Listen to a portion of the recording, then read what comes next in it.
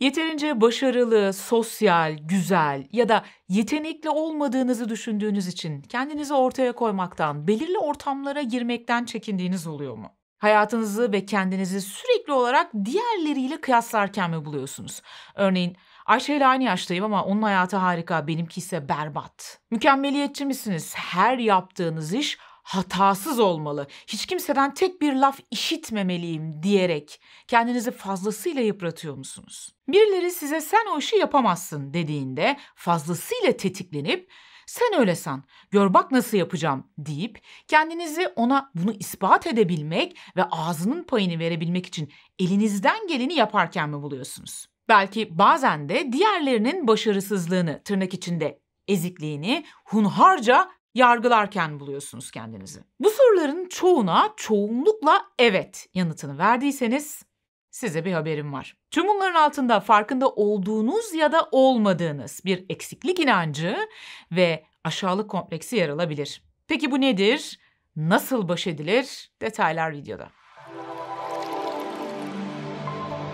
Sürekli başarılı, mutlu, güzel, kariyerli olmayı destekleyen ve birileriyle kıyaslamayı destekleyen bir kültürde zaman zaman her birimiz kendimizi eksik ya da yetersiz hissedebiliriz. Bu son derece normal ve hatta bir yere kadar da gerekli. Çünkü bu inanç, yani eksiklik inancı, kendimizi tamamlayabilmek, daha fazlasını yapabilmek, kendimizi geliştirmek için harekete geçmemizi sağlar. Düşünsenize, her konuda yeterli ve tam olduğumuzu düşünseydik, belki de kendimizi daha fazla geliştirmek ve elimizden gelenin fazlasını yapmak için zorlamayabilirdik. Ancak eksiklik düşüncesi belirli bir dozajın üzerindeyse, benim kendimi, hayatımı algılamamı, ilişkilerimi, hayatımı olumsuz yönde etkilemeye başladıysa, bu durumda artık eksiklik düşüncesinden çıkıp aşağılık kompleksine doğru yol almaya başlamış olabiliriz.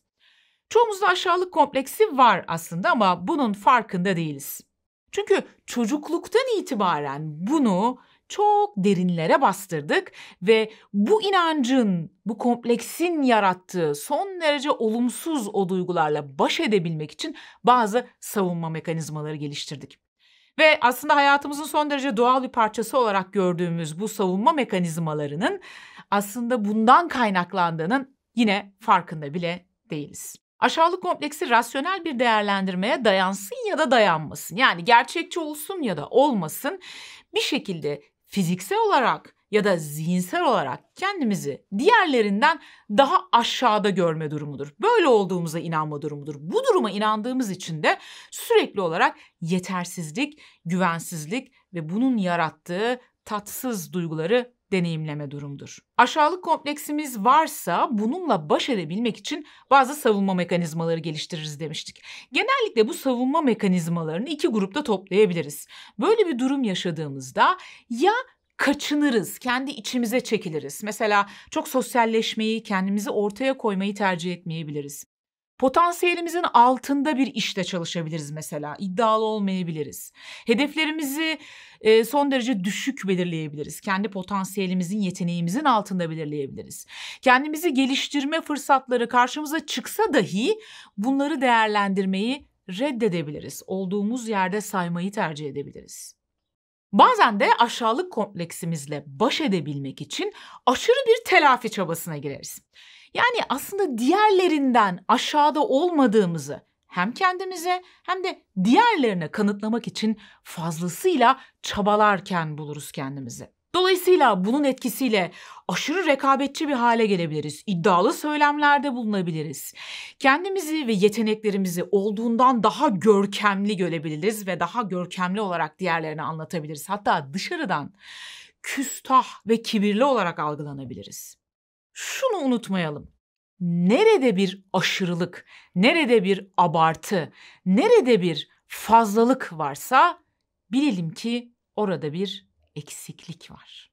Bu durumda örneğin son derece gösterişli hayatlar yaşayan, son derece gösterişli ortamlarda takılan, gösterişli kıyafetler giyen, gösterişli saçlar, makyajlar yapan, takılar takan ve bunları herkese gösterme ihtiyacı duyan kişilerin çoğu. Aşırı sosyal, aşırı konuşkan, aşırı komik, her ortamda kendini ortaya atan kişilerin bazıları.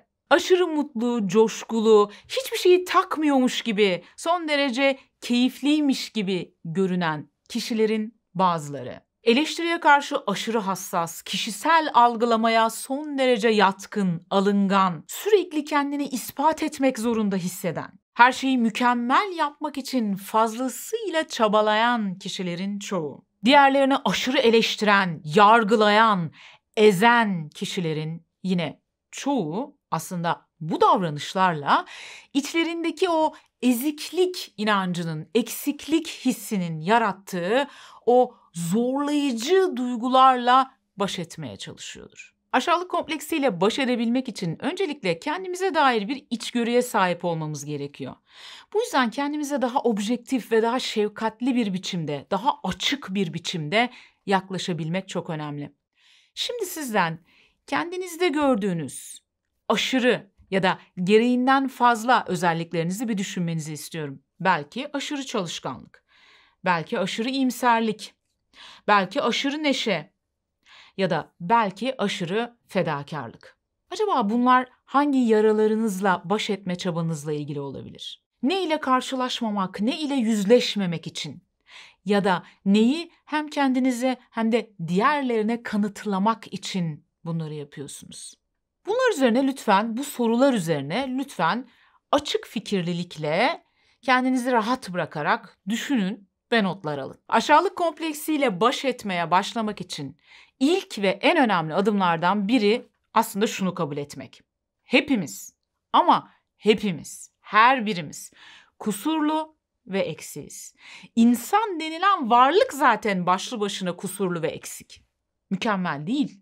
Bunu baştan kabul etmek ve bununla barışmak ilk ve en önemli adımlardan bir tanesi. Tabii ki bu demek değildir ki daha iyi bir ben için, kendimi geliştirmek için çabalamaktan vaz mı geçeyim yani? Hayır, kesinlikle bunu demek istemiyorum. Zaten beni yakından takip edenler bunu demek istemediğimi anlamışlardır. Elbette ki kendimizi geliştirelim. Elbette ki her zaman bir sonrasında daha iyi olmaya çalışalım. Ancak kendimizi haksız yere de yargılamayalım. Kimse ama kimse kusursuz ya da hatasız değildir. Ve her birimizin daha başarılı ve daha başarısız olduğu bazı alanlar vardır. Bu da son derece doğaldır. Her alanda başarılı ve yetenekli olamayız. Ayrıca zaten başarılı olmak ne demek? Onu da bir konuşmak lazım, değil mi? Başarılı olmanın tek ve sınırlı, dar bir tanımı yok.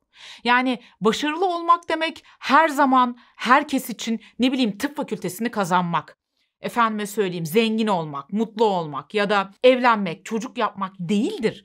Bunlar toplum ve ailemiz tarafından bize dayatılmış yapay bir takım standartlardır. Peki sizin için başarı ne demek? Başarının kriteri ne? Peki yaptığınız bu tanım gerçekten sizin tanımınız mı? Yoksa size öğretilmiş bir tanım mı?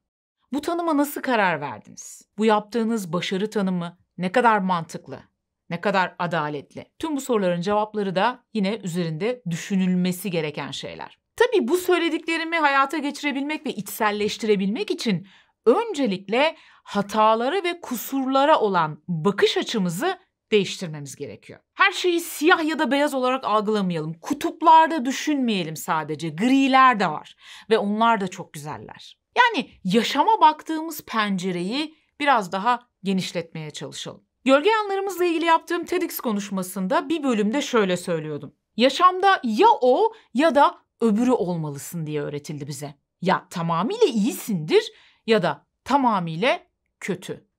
Oysa iyi ve kötünün ötesinde de bir yer vardı. Ya tamamıyla korkaksındır ya da tamamıyla cesur. Oysa cesur olmak korkmamak demek değildi ki. Cesur olmak korkularıma rağmen onlarla birlikte yürüyebilmekti. Ya o ya da öbürü olmalısın inancı yaşamda aslında bizi sıkıntıya sokan bir inanç. Eğer mutlu ve sağlıklı biriysem hiç üzülmemeliyim, hiç strese girmemeliyim, hiç kaygılanmamalıyım. Ya kaygılısındır, streslisindir ya da sağlıklısındır. Ya anormalsindir ya da normalsindir. Bu durumda ben ara sıra strese giriyorum, ara sıra kaygılanıyorum. Hatta arada bir panik atak yaşadığımda olabiliyor. O zaman ben bu durumda normal değilim. Demek ki anormalim. Yok öyle bir şey. Bu tamamıyla yanlış bir değerlendirme. Hem güçlü Hem tırnak içinde sağlıklı, tırnak içinde normal olup hem de ara sıra strese girebilirsin. Ara sıra kaygılanabilirsin. Ya kibarsındır ya da kaba. Eğer kibar biriysen her şeye evet demelisin, sınır koymamalısın. Yoksa kaba olursun. Yani hem kibar hem de güçlü olamazsın. Hayır, hem kibar olup hem de son derece üsluplu bir şekilde sınırlarımızı çizebiliriz. Ya her konuda başarılısındır ya da bir ezik. Hayır, ara sıra başarısız olmam bu anlama gelmez. Ya güçlüsündür ya da zayıf. Ara sıra zayıflık gösteremezsin. Bu da doğru değil. Baktığımızda aslında bu kadar böyle iki uçta düşünmek ne kadar katı ve sağlıksız değil mi? Esnek değil. Oysa psikolojik sağlık için esneklik gerekir. Bu kadar katı olmamak gerekir. Oysa buna rağmen çoğumuz ne yazık ki hem kendimize hem de diğerlerine karşı bu kadar katıyız.